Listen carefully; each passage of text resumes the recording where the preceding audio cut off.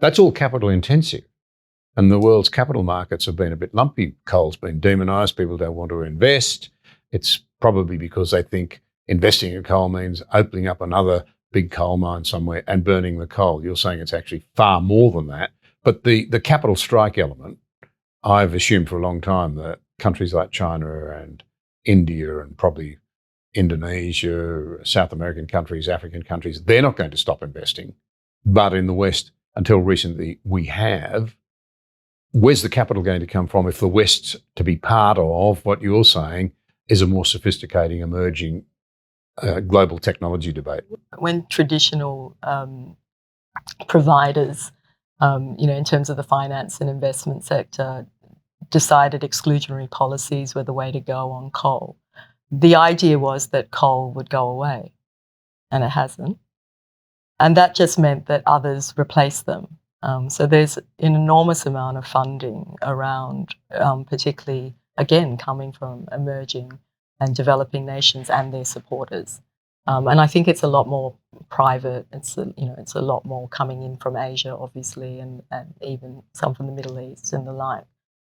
So I think that funding exists. But I do think as well, the conversations I'm having now relative to the ones we were having 4 or 5 years ago, and some of those were non-existent, there's an understanding that there's what we call sustainable coal stewardship. There's a stewardship model that looks at the value chain and the opportunity of that value chain. And certainly I've had a few conversations this week with some of the Australian finance and investment sector.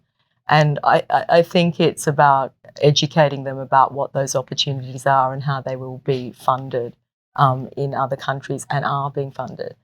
What has to happen is a mind shift change or a mindset change, or where you need to look at coal as part of a value chain, end to end, as opposed to just a product, that I ship out, or just a product for power. And once you actually look at it end to end, you then understand its vast contribution and the other contributions and the industries that it's actually providing for, and that you could potentially, find value in. So I'm not particularly worried about the funding yet, because I think it's about the education first. We've got to really demonstrate and communicate the potential.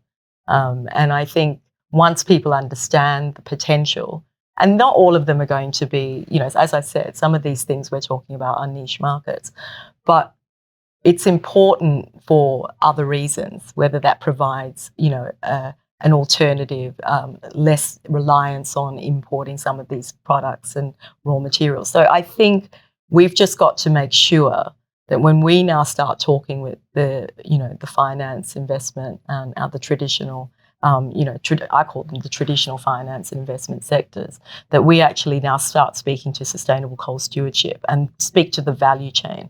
As I said, at the beginning, exclusionary policy. When people say I'm not funding coal, what do you actually mean? That is a knock-on effect to a number of industries.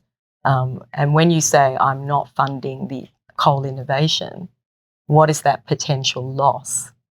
And that loss is not just about commercial terms. That loss is about things like energy security or national security. So, yeah, I think again, we've used the word sophisticated before, but we've got to have that much more sophisticated discussion around funding as well of the coal value chain.